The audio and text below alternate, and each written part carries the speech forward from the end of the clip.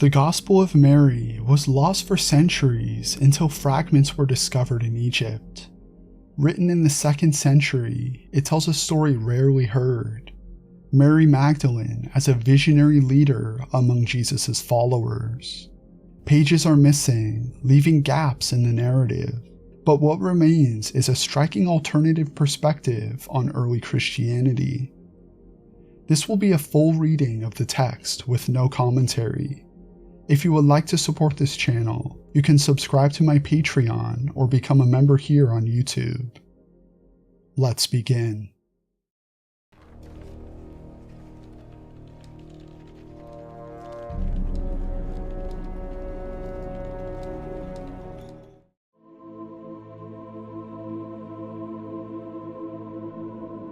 We begin with a question that's already in progress. Remember, we're missing the first 6 pages of this manuscript, so we're jumping right into the middle of a conversation between Jesus and his disciples. Will matter then be destroyed or not? The Savior said, all nature, all formations, all creatures exist in and with one another, and they will be resolved again into their own roots. For the nature of matter is resolved into the roots of its own nature alone. He who has ears to hear, let him hear.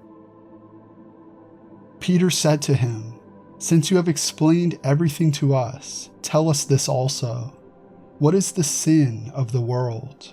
The Savior said, there is no sin, but it is you who make sin when you do the things that are like the nature of adultery, which is called sin.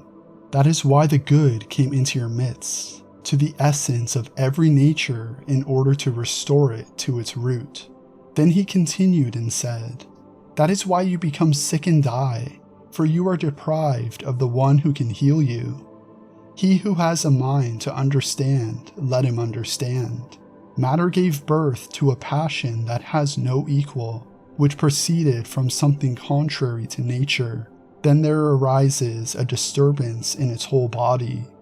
That is why I said to you, be of good courage, and if you are discouraged, be encouraged in the presence of the different forms of nature. He who has ears to hear, let him hear. When the Blessed One had said this, he greeted them all, saying, peace be with you. Receive my peace unto yourselves. Beware that no one lead you astray, saying, lo here or lo there. For the Son of Man is within you. Follow after him. Those who seek him will find him. Go then and preach the gospel of the kingdom.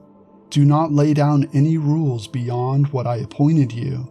And do not give a law like the lawgiver, lest you be constrained by it. When he said this, he departed.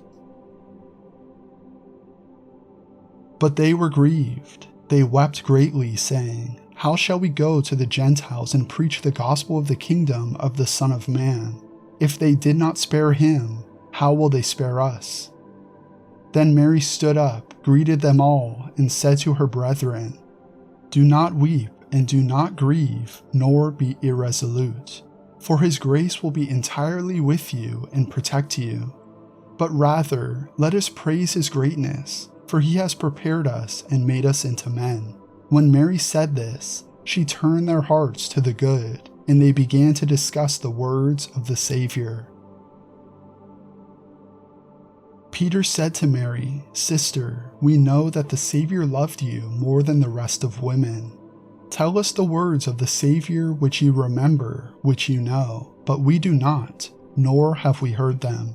Mary answered and said, what is hidden from you I will proclaim to you. And she began to speak to them these words. I, she said, I saw the Lord in a vision, and I said to him, Lord, I saw you today in a vision. He answered to me and said to me, blessed are you that you did not waver at the sight of me. For where the mind is, there is the treasure. I said to him, Lord, how does he who sees the vision see it? Through the soul or through the spirit? The Savior answered and said, he does not see through the soul nor through the spirit, but the mind that is between the two, that is what sees the vision, and it is. and the rest of this portion of text is lost. It, in desire, said, I did not see you descending, but now I see you ascending. Why do you lie, since you belong to me? The soul answered and said, I saw you, you did not see me, nor recognize me. I served you as a garment, and you did not know me. When it said this, it went away rejoicing greatly. Again, it came to the third power, which is called ignorance. The power questioned the soul, saying, Where are you going? In wickedness are you bound, but you are bound, do not judge.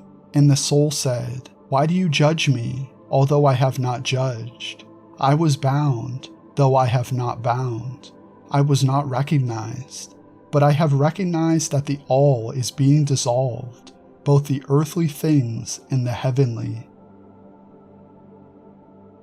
When the soul had overcome the third power, it went upwards and saw the fourth power, which took 7 forms. The first form is darkness, the second desire, the third ignorance, the fourth is the excitement of death, the fifth is the kingdom of the flesh, the sixth is the foolish wisdom of flesh, the seventh is the wrathful wisdom. These are the 7 powers of wrath. They asked the soul, Whence do you come, slayer of men? Or where are you going, conqueror of space? The soul answered and said, What binds me has been slain, and what turns me about has been overcome, and my desire has been ended, and ignorance has died. In a world I was released from a world, and in a type from a type, and from the fetter of oblivion which is transient. From this time on will I attain to the rest of the time, of the season, of the eon, in silence. When Mary had said this, she fell silent, since it was to this point that the Savior had spoken with her. But Andrew answered and said to the brethren, Say what you wish to say about what she has said. I at least do not believe that the Savior said this, for certainly these teachings are strange ideas. Peter answered and spoke concerning these same things. He questioned them about the Savior. Did he really speak privately with a woman and not openly to us?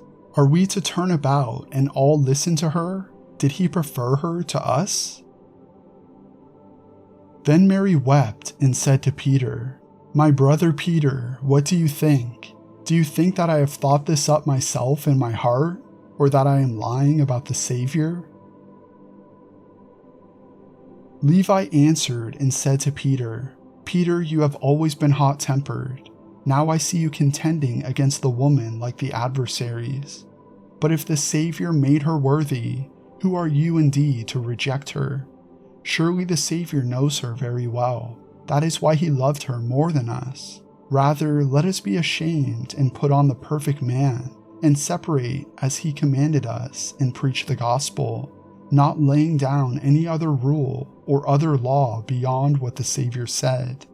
And when they heard this, they began to go forth to proclaim and to preach.